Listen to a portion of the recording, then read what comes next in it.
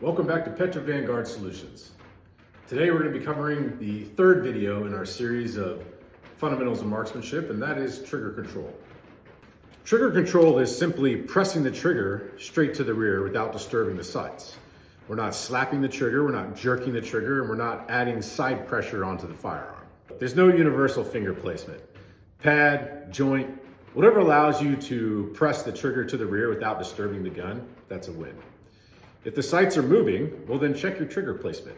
All right, so taking the pad of my index finger, placing it straight on the trigger, again, drawing a straight line through the trigger, through the rear of the handgun, I'm going to press the trigger straight to the rear.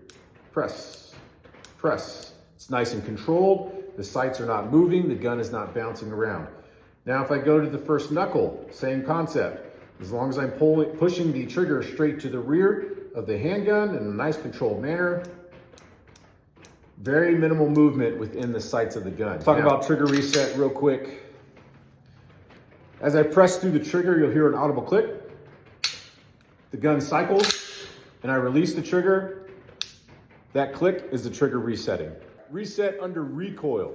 What that means is as I press the trigger to the rear and the handgun cycles, so slide runs to the rear, as it's coming forward, I come off the trigger slightly, allow the trigger to reset, and I reset my finger right back at the wall of the trigger.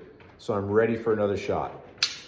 Cycles, off the trigger, back on the trigger, press. Cycles, off the trigger, on the trigger, press. That's reset under recoil.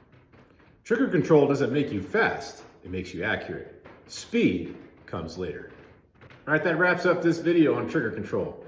Hope you join us on the next video when we move into sight alignment and sight picture. Keep training and stay safe.